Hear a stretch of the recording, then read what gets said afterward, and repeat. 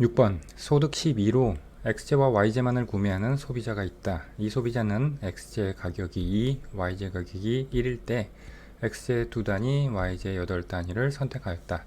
X제 가격이 1, Y제 가격이 2로 바뀔 때 현시선호 이론에 입각한 설명으로 옳은 것은?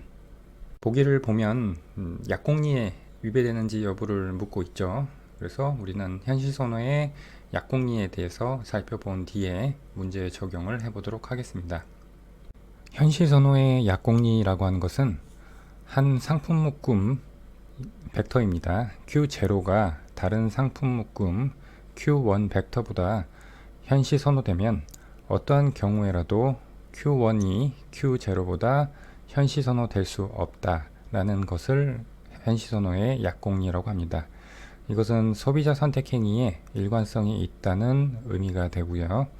구체적으로 가격 벡터와 함께 생각을 해보면 P0라는 가격 벡터가 있을 때 어떤 상품 묶음 Q0가 선택이 되었고 다른 상품 묶음 Q1은 이와 같은 관계, 즉 가격 벡터와 상품 벡터의 곱을 통해서 지출액을 계산을 했을 때 Q0라는 상품 묶음에 대한 지출액이 Q1이라는 상품 묶음에 대한 지출액보다 크거나 같은 이러한 관계를 만족시키는 어떤 상품 묶음 Q1이 있다고 할 때 Q0는 Q1보다 현시선호되었다고 말합니다.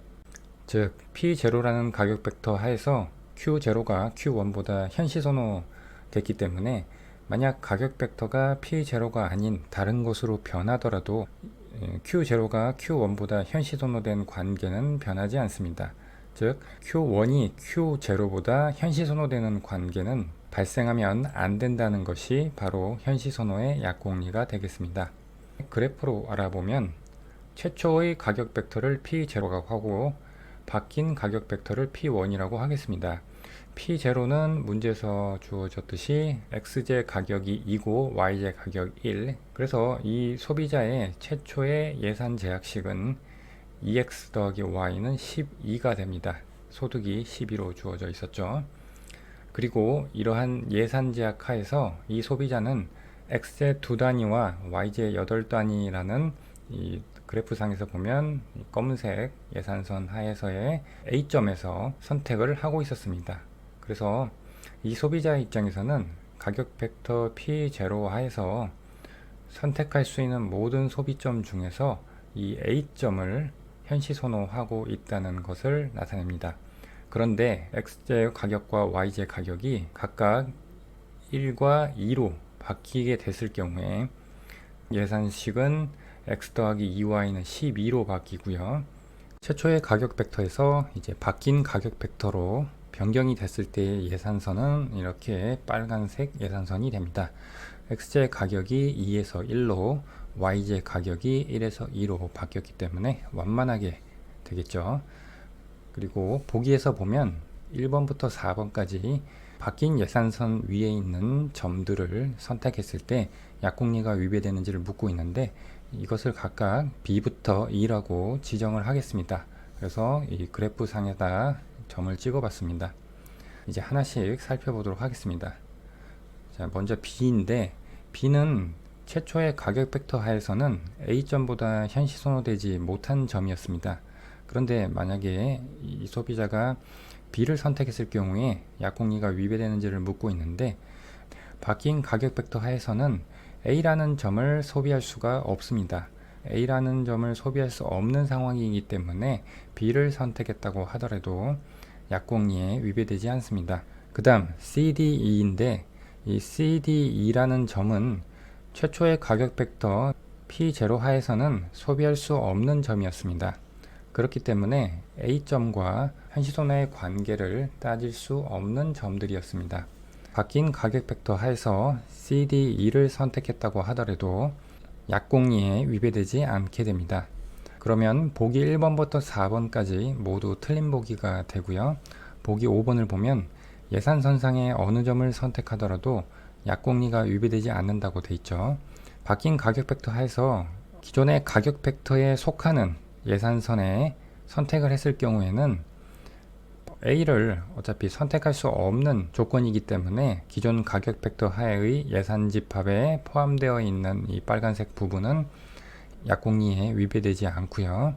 그리고 기존 가격 벡터 하에서 소비할 수 없었던 점들인 이 바깥쪽 빨간색 선은 A라는 점과 현시선호를 따질 수 없는 점들이기 때문에 이 선상에서의 점들을 택하더라도 약공리에 위배되지 않습니다.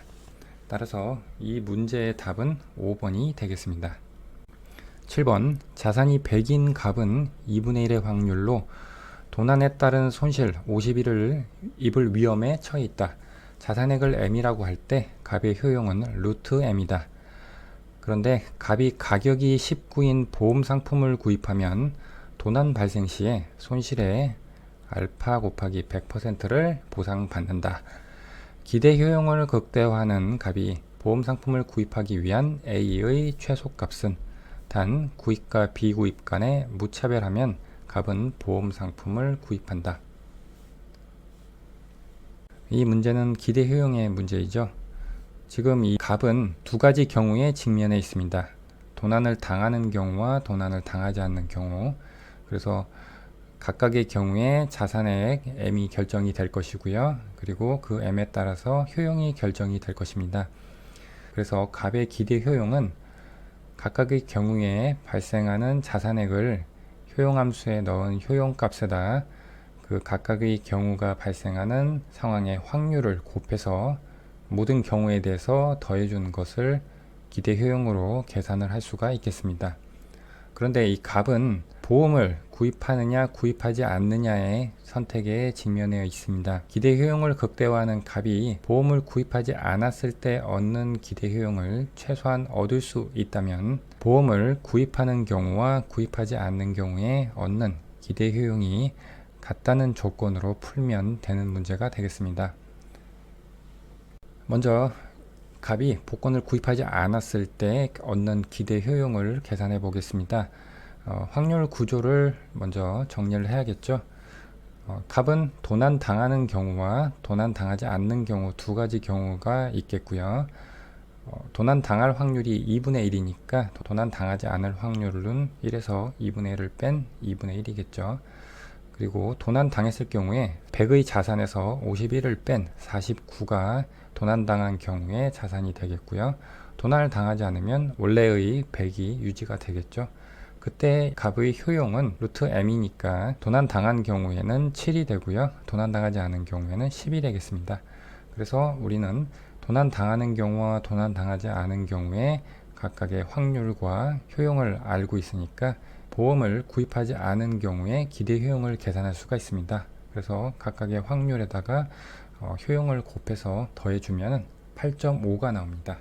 그런데 이제 갑이 가격이 19인 보험 상품을 구입했을 때 손실의 알파 곱하기 100%를 보상받는 경우에 기대 효용을 구해서 보험을 구입하지 않은 경우와 같은 조건을 구했을 때 우리가 구하고자 하는 알파의 최소값을 구할 수 있겠습니다. 보험을 구입하는 경우에 기대 효용을 구해 보겠습니다. 확률은 변함이 없고요. 자산액에 변화가 생기죠. 먼저 도난 당하든 도난 당하지 않든 보험을 가입했기 때문에 보험 가격 19만큼을 자산에서 빼줘야 됩니다. 그리고 보험을 가입했기 때문에 도난이 발생했을 경우에 손실의 알파 곱하기 100%, 즉 손실 51에다가 알파를 곱한 만큼을 보상을 받게 되는 것이죠. 이제 각각의 자산액을 구했으니까 효용은 역시 루트 M이 되고요. 그러면 이것을 가지고 기대 효용을 구해보면 각각의 확률에다가 효용을 곱해서 정리를 하면 아래와 같이 됩니다. 그런데 이것이 보험을 구입하지 않은 경우의 기대 효용인 8.5와 최소한 같아야 보험을 가입하게 되겠죠. 그래서 이것을 같게 놓고 정리를 하면은 알파는 3분의 2가 나옵니다. 따라서 답은 3번이 되겠습니다. 8번 갑과 을이 동시에 1, 2, 3 중 하나의 숫자를 선택한다. 둘이 선택한 숫자가 다를 경우에는 더 작은 수를 선택한 사람이 자신이 선택한 숫자의 2배를 상금으로 받고 다른 사람은 상금을 전혀 받지 못한다. 둘이 같은 숫자를 선택했을 경우 둘 다 자신이 선택한 값을 상금으로 받는다. 다음 중 이 게임의 내시 균형을 모두 고르면. 게임이론 문제이고 동식 게임을 묻고 있고, 그 다음 경기자는 갑과 을 2명이면서 전략은 1, 2, 3, 3가지씩 있습니다. 그러면 총 9가지의 경우가 나오겠죠. 내시 균형을 고르는 문제니까 먼저 내시 전략과 내시 균형이 뭔지 한번 보면, 내시 전략은 상대방의 주어진 전략에 대한 최적 전략을 의미합니다. 그래서 이러한 내시 전략의 짝을 우리는 내시 균형이라고 하고요. 이 문제에서 갑과 을의 전략을 각각 SI와 SJ라고 할 때, 만약 SY와 SJ가 같은 경우에는 둘 다 선택한 전략의 값대로 상금을 받게 되고요. 그리고 만약 갑의 전략 값이 을의 전략 값보다 작을 경우에는 이 작은 쪽이 2배의 상금을 받게 되고요. 큰 쪽은 상금을 전혀 받지 못하는 경우가 되죠. 반대의 경우도 마찬가지가 되겠고요. 그래서 이러한 관계를 가지고 갑과 을의 보수 행렬을 그려보면 아래와 같습니다. 갑과 을이 1, 2, 3의 숫자를 선택할 수 있는 전략을 가지고 있고요.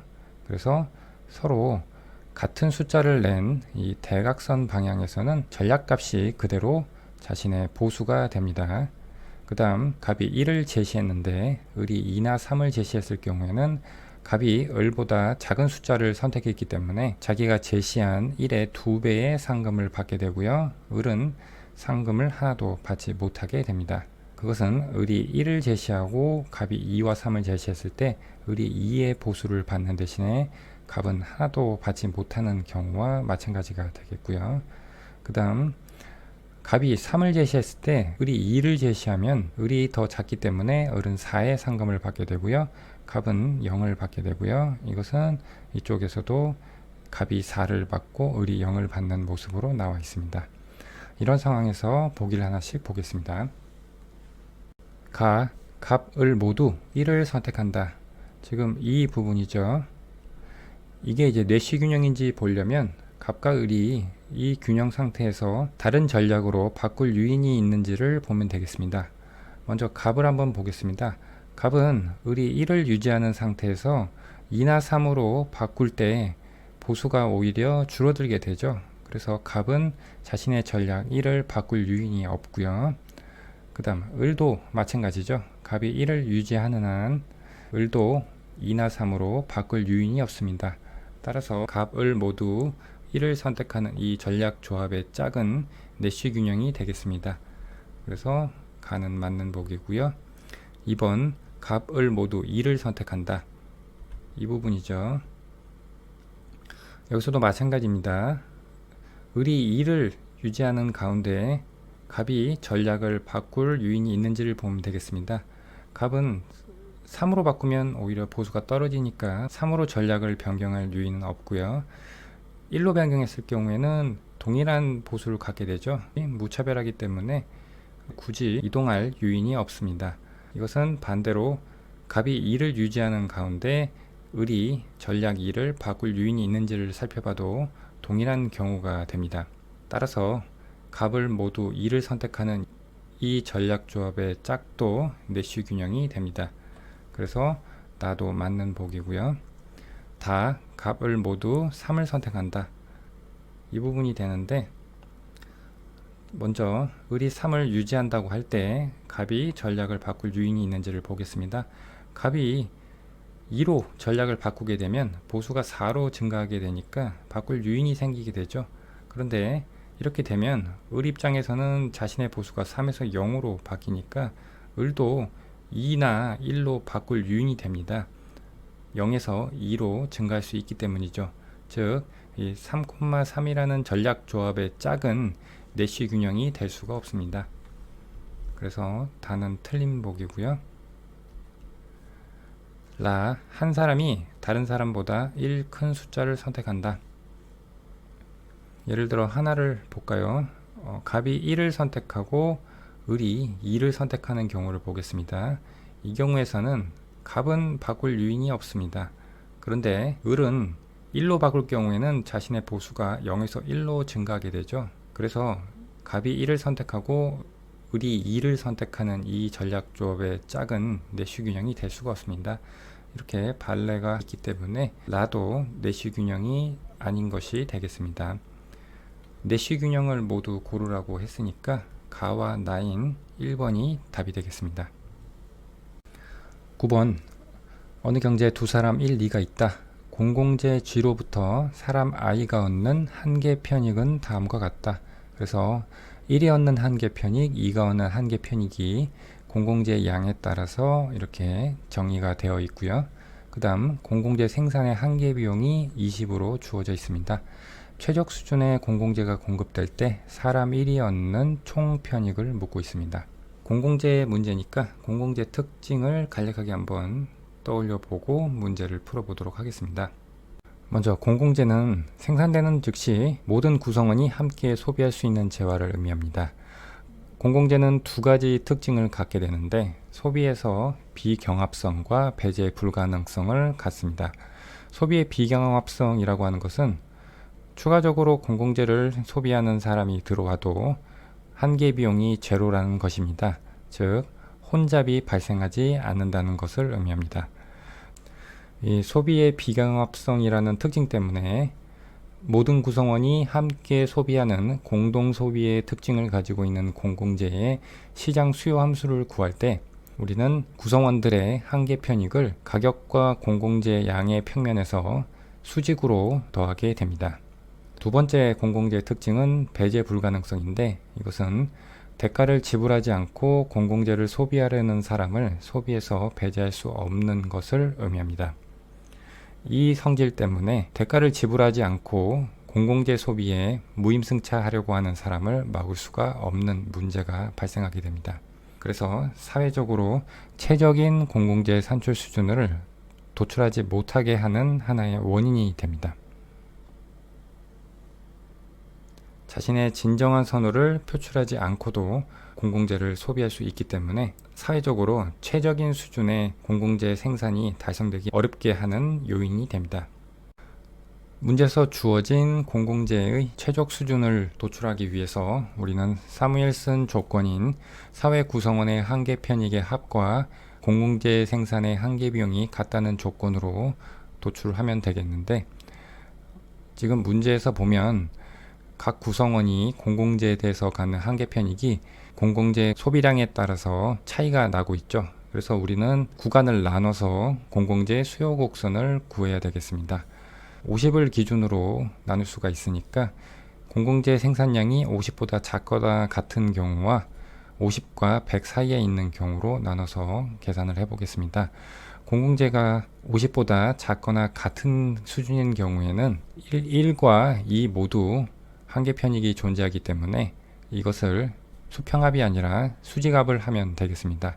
공동 소비를 하기 때문에 동일한 질을 소비한다는 전제하에서 합쳐야 되기 때문에 한계 편익을 그대로 합하면 되겠습니다. 그러면 100-2분의 3G가 되고요. 이것이 한계 비용 20과 같은 것이 공공재 최적 수준의 조건이죠. 이것을 정리하면 G는 3분의 160이 나오는데 근데 이 값은 우리가 이것을 구하기 위해서 범위를 나눈 G가 50보다 작거나 같은 범위에 들어오지 않기 때문에 이것은 올바른 해가 아니고요. 두 번째, 이 범위에서 역시 동일하게 구해보면 공공재 수준이 50보다 큰 경우에는 사람 1이 얻는 한계 편익은 없습니다. 그래서 2의 한계 편익만 공공재의 수요함수가 되고요. 이것이 한계 비용 20과 같아지니까 이것을 정리하면 공공재는 60이 되고 얘는 이 범위 안에 들어오죠. 그래서 이 사회의 최적 수준의 공공재 공급량은 60이 되겠습니다. 이렇게 구해진 최적 수준의 공공재 수준에서 사람 1이 얻는 총 편익을 구하기 위해서 그래프를 통해서 한번 살펴보도록 하겠습니다. 그래프로 나타내면 이러한 모양이 되고요. 즉 사람 1의 한계 편익 곡선 y절편 x절편이 모두 50인 우하향하는 직선이 그려져 있고 사람 2의 한계 편익 곡선은 y절편이 50이고 기울기가 마이너스 2분의 1인 이러한 선으로 그려져 있습니다. 그리고 시장 수요 곡선은 각각의 한계 편익을 수직으로 합한 핑크색 꺾인 직선이 되어 있고요. 그리고 공공재 생산의 한계 비용은 20에서 수평선이 되고, 핑크색 수요 곡선과 빨간색 한계 비용 곡선이 만나는 이 점에서 최적 수준의 공공재 60이 공급되고 있음을 알 수가 있습니다. 이렇게 되면 이 공공재 생산의 비용은 오로지 사람 2만 지불을 하게 되고, 사람 1은 무임승차를 해서 자신의 한계 편익을 적분한 값인 이 삼각형의 넓이만큼의 총 편익을 얻게 됩니다. 그래서 이 삼각형의 넓이를 계산을 하면은 가로 세로가 50인 삼각형이니까 1250이 됩니다. 그래서 이 문제는 3번이 답이 되겠습니다. 10번, 보험시장에서 정보의 비대칭성에 의해 나타나는 시장 실패를 개선하기 위한 다음 조치 중 성격이 다른 하나는 정보경제학 문제입니다. 정보가 비대칭성을 보일 때 두 가지가 문제가 되는데, 하나는 감추어진 특성이 문제가 되는 상황이고요, 하나는 감추어진 행동이 문제가 되는 상황이 되겠습니다. 먼저 감추어진 특성이 문제가 되는 상황에서는 역선택이 문제가 되는데, 이것은 정보를 갖지 못한 측의 입장에서 볼 때 바람직하지 못한 상대방과 거래를 할 가능성이 높아진 경우를 의미합니다. 두 번째는 감추어진 행동이 문제가 되는 상황인데, 이 경우에는 도덕적 해이가 발생하는 문제가 있습니다. 정보를 가진 측이 정보를 갖지 못한 측에서 볼 때 바람직하지 않은 행동을 취하는 상황을 의미합니다. 문제에서 정보 비대칭성에 의해서 시장 실패가 나타나는데, 이때 성격이 다른 하나를 묻고 있습니다. 즉, 감추어진 특성이 문제가 되는지 감추어진 행동이 문제가 되는지를 구분하는 문제가 되겠습니다. 다른 말로 역선택이 문제가 되는지 도덕적 해이가 문제가 되는지를 구분하는 문제가 되겠고요. 하나씩 보겠습니다. 1번, 건강 상태가 좋은 가입자의 의료보험료를 할인해 준다. 이것은 보험을 가입하기 전에 제시하는 조건이 되겠죠. 그래서 건강 상태가 좋은 가입자의 특성이 문제가 되는 상황이 되겠습니다. 그래서 1번은 역선택이 문제가 되는 상황이 되겠고요. 2번, 화재가 발생할 경우 피해에게 일정 비율만을 보험금으로 지급한다. 이것은 화재가 발생하지 않도록 보험 가입자가 주의를 기울이도록 하는 장치에 대한 설명이죠. 그래서 이것은 정보를 가진 측, 즉 보험 가입자의 감추어진 행동이 문제가 되는 상황에 대한 조치가 되겠습니다. 이것은 도덕적 해이가 문제가 되는 상황이 되겠고요. 3번, 실손 의료보험 가입자의 병원 이용 시 일정액을 본인이 부담하게 한다.